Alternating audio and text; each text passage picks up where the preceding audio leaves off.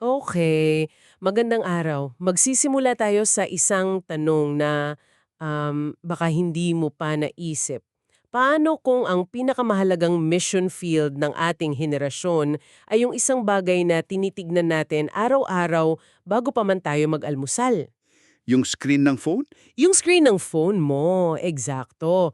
Para sa pag-uusap natin ngayon, may binigay ka sa aking ilang mga sulatin at mga research papers at may isang idea doon na medyo radical na baka magbago sa tingin natin sa social media, sa messaging apps, sa buong digital world. Oo, Ang argumento kasi nila, hindi na lang daw ito basta mga gamit o tools. hindi na. Ito na raw ang bagong kapaligiran. Ito na. Dito nabubuo ang pagkatao, na itatayo ang tiwala, at dito isinisilang ang mga kilusan. Tama. So, ang misyon natin ngayon ay hukayin kung paano nito binabago yung diskarte sa misyon sa mundong digital. At dito mismo, nagsisimula yung tensyon. Kasi ayon sa mga material na to, ang problema ay hindi naman yung kakulangan sa digital activity. Ah, okay. Ang daming simbahan, ang daming organisasyon, gumagawa ng content, nagla-livestream, nagbabahagi ng mga kwento, puno ang Facebook, di ba? Oo naman, araw-araw. Ang problema raw ay yung agwat. Yung agwat sa pagitan ng lahat ng pagsisikap na yan at ng tunay-tunay na epekto. Parang ang daming sigaw, pero kaunti lang yung tunay na nakikinig. So, hindi lang more content ang solusyon. Hindi lang paramihan ng posts. Eksakto, hindi yun ang sagot.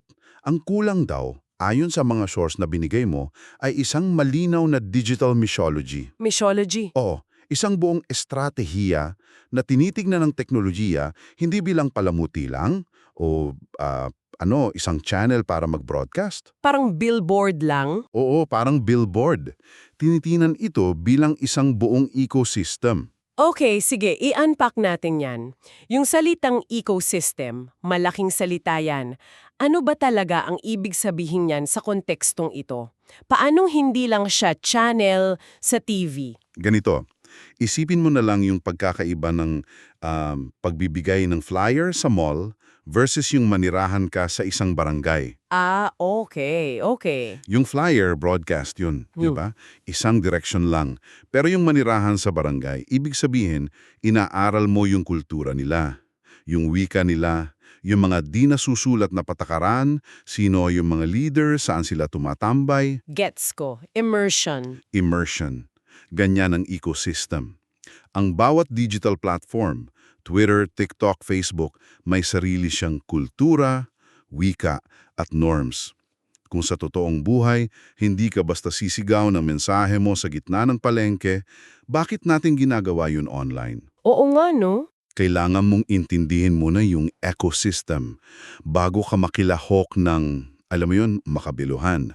May isang pagkukumpara sa mga teksto na nagustuhan ko. Sinasabi doon na ang misyon ay parang paglalakbay ni Apostol Pablo sa mga lansangan ng Roma. Yung Roman roads. Oo, hindi siya ang nagtayo ng mga daan na yun. Ginawa yun para sa mga sundalo, para sa komersyo ng imperyo ng Roma. Pero yun ang ginamit niya. Yun yung ginamit niya para ikalat ang ebanghelyo.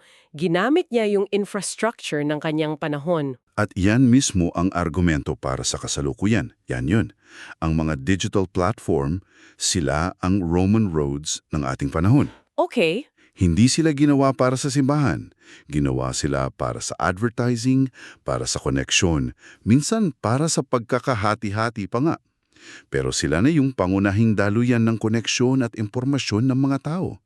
May pattern yan sa kasaysayan ayon sa mga source. anong pattern? Na at noon pa man, sumasabay ang ambisyon ng Diyos sa pinakamabilis na sistema ng komunikasyon sa bawat panahon. Ang ebanghelyo, hindi yan lumulutang lang sa ere. Dumadalo yan sa mga infrastrukturang humuhubog na sa buhay ng mga tao. Magandang analogy yung Roman roads, pero may naiisip akong pagkakaiba. Ang isang daan, medyo neutral na bagay, di ba? Isang pirasong lupa yan na sementado. Okay? Pero ang social media may algorithms yan. May disenyo yan para sa engagement, para sa kita, minsan para sa galit pa nga. paano natin gagamitin ng isang bagay na may sarili ng agenda na hindi neutral? That's a crucial question. At yan mismo ang nagdadala sa atin sa mas malalim na usaping theological na tinalakay sa mga sulatin. Sige. Ang teknolohiya ba ay neutral? O meron itong moral na direksyon? Ang sagot daw ay nagsisimula pa sa Genesis. Sa simula pa lang. Sa simula pa lang, nilikha ang tao sa imahe ng isang manlilikha na may utos na pangalagaan at pagyamanin ang nilikha, yung tinatawag na cultural mandate. Kaya ang teknolohiya bilang resulta ng pagkamalikhain ng tao ay pwedeng sumalamin sa karunungan at kabutihan ng Diyos. Pero, May pero. may babala rin at ito yung kabilang panig ng barya, ang Tore ng Babel. Oo. Isang kahangahangang tagumpay sa teknolohiya at organisasyon, di ba? Nagkakaisa sila, may isang wika, may brick-making technology, pero para saan? Para sa sarili nila? Gumawa tayo ng pangalan para sa ating sarili. Ito yung teknolohiyang ginamit para sa sariling kadakilaan. At yan ang panganib ng algorithm. Pwede mo siyang gamitin para magtayo ng sarili mong tore, para sa sarili mong pangalan, likes, shares, influence. Oo. Pero ang kakontra-kontra ng sa banal na kasulatan ay yung Pentecostes. Kung sa Babel yung wika at teknolohiya ay naging hadlang, nagdulot ng pagkakawatak-watak, Sa Pentecostes, naging tulay. naging tulay. Ginamit ng Diyos ang wika para ipahayag ang kanyang kadakilaan sa iba't ibang kultura. Kung ano yung sinira ng Babel, binuklod muli ng Espiritu para sa misyon. So, ang aral pala dito ay hindi yung mismong pagtatayo o yung teknolohiya ang problema. Ang problema ay yung motibo sa likod nito. Yung puso. Oo, yung gumawa tayo ng pangalan para sa ating sarili versus ipahayag ang mabuting balita sa lahat. Ang tanong pala ay hindi kung gagamitin, kundi para saan at sa ilalim ng kapangyarihan ni kanino. Eksakto. At yung konsepto dito na fascinating para sa akin na yung stewardship o pangangasiwa. Pangangasiwa. Oo. May isang magandang halimbawa sa mga source. Yung ginto na kinuha ng mga Israelita mula sa Ehipto. Okay. Ang ginto na yon, pwedeng gamitin para sa paggawa ng ginintuang guya, isang idolo, di ba? Tama. Pero yun din mismo ang ginto ang ginamit para sa tabernakulo, yung tahanan ng presensya ng Diyos. Ang material ay pareho. Parehong ginto. Ang paggamit, ang layunin at ang sinasamba ang nagkakaiba. Okay, malinaw. Malinaw yung theological na pundasyon. So, kung tatanggapin natin na ito na nga yung Roman roads natin at kailangan nating maging mabuting stewards, saan tayo magsisimula? Imposibleng lakbayin ang lahat ng daan ng sabay-sabay? Imposible. Parang sinasabi ng mga materyales na kailangan muna natin ng mapa, di ba? Tama. At yan yung unang praktikal na gawain na binabalangka sa mga materyales, digital mapping. Pero hindi ito yung simpleng pagtingin lang sa datos o mga geographic map sa Google. Ang layunin nito, sabi sa mga sulatin, ay baguhin ang mga abstraktong numero ng unreached peoples para maging isang moral na panawagan. Paano yun? Bigyan mo ako ng example, parang ang abstract pakinggan. Okay, halimbawa, sa halip na sabihing may 100,000 katao sa siyudad na ito na walang koneksyon sa simbahan, Okay, isang numero lang. isang numero lang, ipapakita ng digital map kung saang mga online community sila nag-uusap, ano yung mga hashtags na ginagamit nila, ano yung mga tanong at hinaing na paulit-ulit na lumalabas sa mga forum nila. So mas malalim. Mas malalim, nakikita mo kung saan may mga spiritual gaps, mga lugar o grupo ng tao na walang naririnig na pag-asa. Binibigyan nito ng mukha at boses yung mga numero. Parang pinalakas na version ng mental map ni Pablo. Eksakto. Alam niya kung saan may mga sinagoga, kung saan yung sentro ng kalakalan, kung saan may pangangailangan. Ngayon, ang mga digital map ang nagpapakita sa atin nito. Malinaw. So, pagkatapos mong magkaroon ng mapa, alam mo na kung saan pupunta, ano ang susunod. Hindi ka naman basta darating doon at magsisigaw. Hindi pwede. Dito na siguro papasok yung pangalawang punto. Oo, at ito ang online storytelling. At dito magiging very interesting. Ang modelo rito, ayon sa mga source, ay yung mga talinghaga o parabola ni Jesus. Hindi siya nagbigay ng 3-point sermon na may bullet points. Hindi siya nag-PowerPoint. Hindi siya nag-PowerPoint, nagkwento siya. Ang mga kwento kasi, humuhubog ng imahinasyon, nag-aanyaya ng pakikilahok, hindi lang basta pagkonsumo ng impormasyon. Ang mga digital space, yan ang bagong public square, kung saan pinag-uusapan ng mga tao ang mahalagang tanong sa buhay, kahit hindi nila namamalayan. Okay, pero di ba't napakaingay na ng social media? Paano ka makikipagsabayan sa mga celebrities, sa mga political trolls, sa mga influencers na hindi ka nagiging, alam mo yun, cheesy or cringy? Mahirap yun. Yan yung hamon. At ang sagot ng mga material ay hindi makipagsabayan, kundi mag-iba ng diskarte. Ang layunin ay magkaroon ng tinatawag nilang incarnational presence. Incarnational presence. Ibig sabihin, bago ka magsalita, makinig ka muna. Alamin mo muna kung ano ang pinahahalagahan nila, ano yung kinakatakutan nila.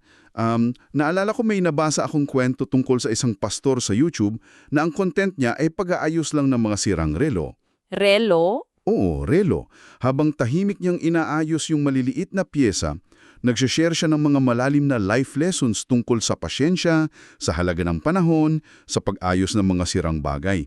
Hindi siya nagsisigaw ng makinig reyo sa ebanghelyo. Pero nandun yung message. Pero yung audience niya, engaged na engaged kasi nararamdaman nila yung sincerity at karunungan. Yun ang storytelling sa digital age. Wow! Yung kwentong yan ang nagbigay linaw sa konsepto para sa akin. Hindi ito tungkol sa pagiging maingay, kundi sa pagiging makabuluhan. Tama. Okay. So may mga pakana, nagbabahagi ka ng kwento. Pero ang misyon ay hindi lang tungkol sa pag-broadcast, di ba? Tungkol ito sa paggawa ng disipulo. Paano yan mangyayari kung puro online lang? Mahusay na tanong. At dyan pumapasok yung pangatlo, virtual mentorship and collaboration. Ayan. Mukhang napakamoderno ng term, pero ang argumento ng mga source ay matagal na itong ginagawa. Paano? Saan? Ang mga sulat ni Pablo kay Timoteo, ano yon kung hindi isang anyo ng distance discipleship? O yung ano? Sinasabi niya ito kung paano mamuno, kung paano harapin ang maling turo, pinapalakas niya ang loob niya mula sa malayo. Sabi pa nga niya sa mga taga-Kolosas, bagamat wala ako riyan sa katawan, kasama ninyo ako sa espiritu. Wow. Teka, so yung mga sulat ni Pablo kay Timoteo, yun na palang version 1.0 ng virtual mentorship? Yun na yun. Hindi ko naisip yun dati. Biglang hindi na mukhang bago o artificial yung ideya. Hindi na. Parang pinadali lang ng teknolohiya ang isang bagay na dati pa namang ginagawa. Eksakto. Ngayon, sa pamamagitan ng video calls, messaging apps, online courses, mas madali nang gabayan ng mga leader, magbigay ng pastoral care, at magtayo ng mga learning communities kahit magkakalayo. Pero, Pero, may kasamang napakahalagang paalala ang mga source dito. Isang malaking babala laban sa tinatawag nilang digital colonialism. teka, digital colonialism, medyo mabigat pakinggan yan. Para mas malinaw sa nakikinig, anong itsura niyan sa totoong buhay? Okay, isipin mo to. Isang training module o discipleship program na gawa sa Amerika na dinisenyo para sa isang suburban na audience doon. Okay? Tapos, dahil sa teknolohiya, ipipilit itong gamitin sa isang rural na community sa Pilipinas o sa isang urban poor na komunidad sa Africa, kahit hindi angkop sa kultura, wika o sitwasyon nila. Copy-paste lang. Copy-paste. Yon ang digital colonialism, kung saan yung mga boses at resources mula sa malayo at mayayaman, kadalasan mula sa kanluran, ang naniningibabaw at pumapatay sa lokal na karunungan. Wow! Ang layunin dapat ay empowerment ng lokal na leader, hindi pagdepende sa tagalabas. Ang hinuhubog ay mga disipulo na kayang tumayo sa sarili nilang paa, hindi mga digital dependent. Napakahalaga niyan. Dahil kung hindi, yung teknolohiyang dapat natulay ay nagiging isang bagong anyo ng pananakop.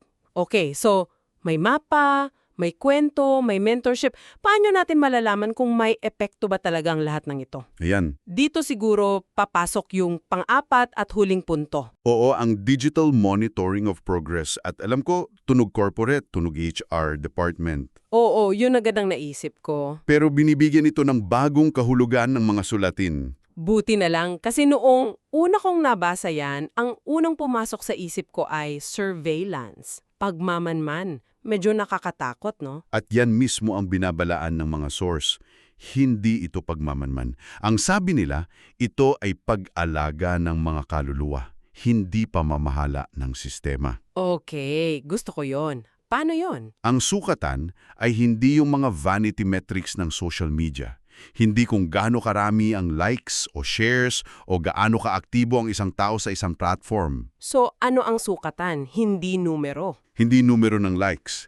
Ang sukatan ay ang kanyang espiritual na paglago, ang pagiging kawangis ni Kristo. Ah, okay. Sa madaling salita, hindi paramihan ng followers ang labanan. Ang tanong ay, yung taong tinutulungan mo ba, nagiging mas pasensyoso ba siya sa pamilya niya? Mas nagiging matulungin ba siya sa komunidad niya? Nagpapakita ba siya ng bunga ng espiritu sa kanyang mga online interactions? Yon ang totoong metrics. Yun ang metrics na hinahanap, hindi yung mga numerong nakikita sa dashboard ng social media.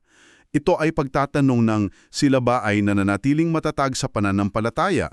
Yun ang monitoring. So, kung i-connect natin lahat to, ang pinakamalaking pagbabago talaga ay nasa pananaw.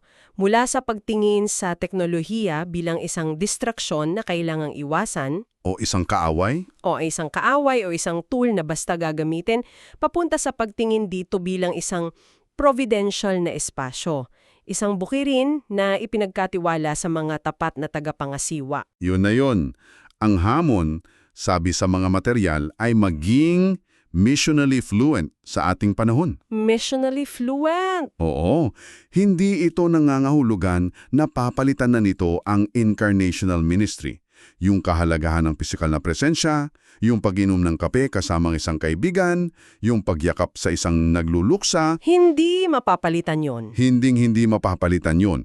Pero ang kaya nitong gawin ay una, palawakin ang presensya. Pangalawa, palalimin ang relasyon sa pagitan ng mga pagkikita. At pangatlo, paramihin ang pagsaksi sa paraang hindi pa kailanman nangyari sa kasaysayan ng mundo. Bilang pangwakas, iiwan namin sa iyo ang isang tanong mula mismo sa mga material na ating sinuri. Isang bagay na maaari mong pag-isipan habang nag-i-scroll ka mamaya. Kung ang mga digital platform na ang humuhubog sa kung paano natutuklasan ng mga tao ang katotohanan, kung paano nila binubuo ang kanilang pagkakakilanlan at kung saan sila nagtatalaga ng kanilang sarili sa mga advokasya, ano ang nawawala sa misyon ng Diyos kapag hindi natin ito ginagamit ng lubos at may karunungan?